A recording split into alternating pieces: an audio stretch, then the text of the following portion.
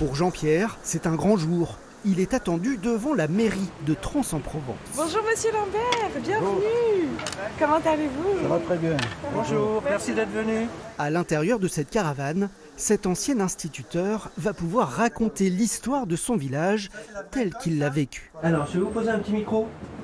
Oui. Je vais passer sous votre pull. Presque 1 heure d'entretien filmé en présence de Léa, une jeune collégienne de 11 ans. Chaque agriculteur avait un cheval, il n'y avait pas de tracteur.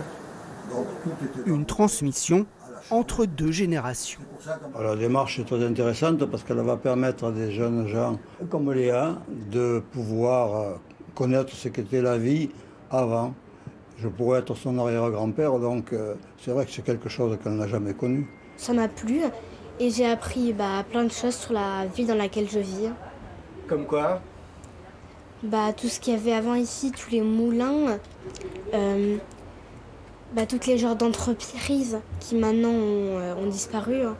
À l'origine du projet, le réalisateur Pierre Goupillon. Avec ce drôle de studio mobile, il sillonne les villages dans toute la France pour recueillir la parole précieuse de nos aînés.